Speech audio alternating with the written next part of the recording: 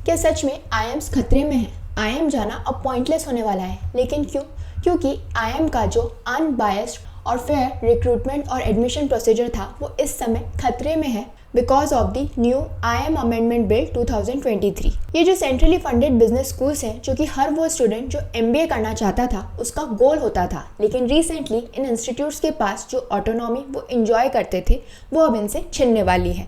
अब वो कैसे? क्योंकि एनडीए गवर्नमेंट ने इंट्रोड्यूस किया है आईएम अमेंडमेंट बिल 2023 इन दी लोकसभा, और अगर ये बिल पास हो जाता है तो ये पावर देगा प्रेसिडेंट ऑफ इंडिया को कि वो अपॉइंट कर सकते हैं chairperson of the board of governors of each IIM, but will also give the powers to appoint and remove the directors of these institutes। तो आज के हमारे वीडियो में हम बात करेंगे ये जो नया बिल है वो कैसे इन इंस्टीट्यूट्स की ऑटोनॉमी छीन रहा है और क्यों ये ऑटोनॉमी इतनी इंपॉर्टेंट है और इससे वहाँ के जो स्टूडेंट्स हैं उन पर क्या असर पड़ेगा। इस समय इंडिया के अंदर 21 इंडियन इंस्टीट्यूट्स ऑफ मैनेजमेंट है which are centrally funded business schools for management, जो कि ऑफर करते हैं undergraduate, postgraduate, doctoral and executive programs. इन्हें एस्टैब्लिश किया था इंडिया के first prime minister Pandit Jawaharlal Nehru ने on the recommendation of the planning commission. और Indian institutes of management act 2017 के पास होने के बाद इन आईएम्स को डिक्लेयर किया गया था institutions of national importance by the ministry of human resource development. ये जो 2017 का एक्ट है ये आईएम्स को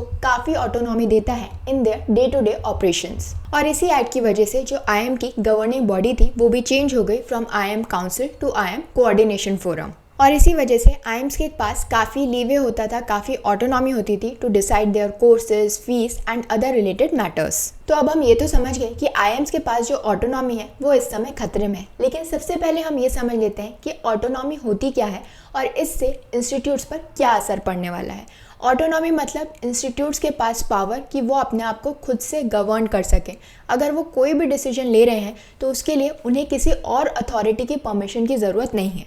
तो इस समय जो आईएम्स थे वो ये ऑटोनॉमी एंजॉय कर रहे थे, वो अपना कोर्स बनाते थे, फैकल्टी को अपॉइंट करते थे और इसमें किसी भी और अथॉरिटी जो है वो इसमें दखल नहीं देती थी।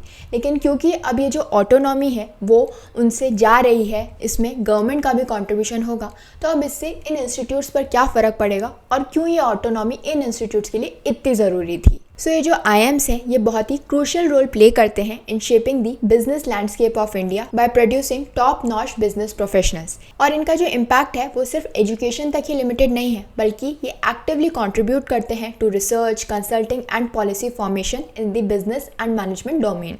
अब हम समझ लेते हैं कि अभी तक ये जो आईएम्स थे वो काम कैसे कर रहे हैं। तो ये जो आईएम है ये ऑपरेट करते हैं under a board of governors, जो कि इंक्लूड करता है eminent personalities from various fields जैसे कि government officials and industry leaders. और ये जो एक्सपर्ट गवर्नेंस है ये इंश्योर करती है कि ये जो इंस्टीट्यूट्स हैं ये फंक्शन करें इंडिपेंडेंटली, ताकि वो अपने डिसीजंस खुद ले सकें in the best interest of their academic and research pursuits. और काफ़ी सारे आईएम्स को तो इस्टेब्लिश किया गया है as societies under the Indian society registration act, जो कि उन्हें लीगल ऑटोनॉमी देता है to manage their own affairs. और ये जो स्टेटस है वो उन्हें फ्रीडम देता है कि वो डिज़ाइन कर सकें अपना curriculum, admission process, faculty hiring and other operational aspects. अब हम बात कर लेते हैं फाइनेंशियल ऑटोनॉमी की। तो ये जो आईएम्स हैं इन्हें काफ़ी सारी फंडिंग मिलती है from the Indian government, but at the same time ये रेवेन्यू भी जनरेट करते हैं through student fees, research projects and industry collaborations. तो ये जो फाइनेंशियल ऑटोनॉमी है ये उन्हें अलाउ करती है to make strategic decisions without being entirely dependent on government funding.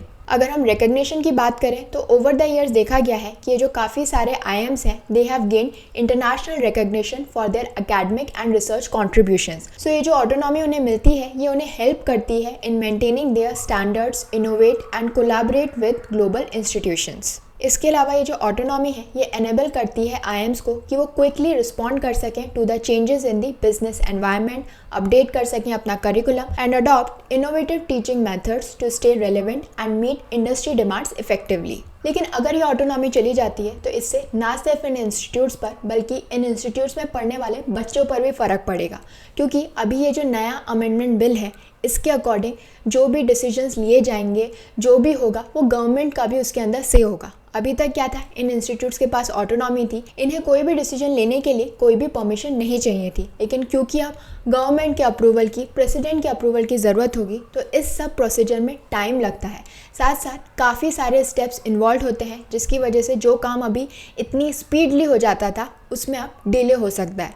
तो इससे इंस्टीट्यूट्स का लॉस तो है ही, साथ साथ बच्चों का भी, स्टूडेंट्स का भी लॉस है। तो अब हम बात कर लेते हैं इस बिल की। ये जो नया अमेंडमेंट बिल है, कैसे जो है गवर्नमेंट इसके अंदर इंटरफेयर करेगी, क्या क्या उनके पास पावर होगी, क्या क्या चीज़ें वो रिस्ट्रिक्ट कर सकती है। तो ये जो Indian Institute of management amendment bill 2023 है, ये कुछ अमेंडमेंट्स करेगा इन द 2017 IAM एक्ट, जिसे इंट्रोड्यूस किया है union education minister Dharmendra Pradhan ने। अगर हम 2017 IAM एक्ट की बात करें तो ये प्रोवाइड करता था इन इंस्टीट्यूट्स को a higher degree of autonomy over its functioning, यानी वो कैसे काम करेंगे, क्या होगा क्या नहीं होगा, इस सब की पावर, डिसीजन मेकिंग की पावर इन इंस्टीट्यूट्स के पास थी।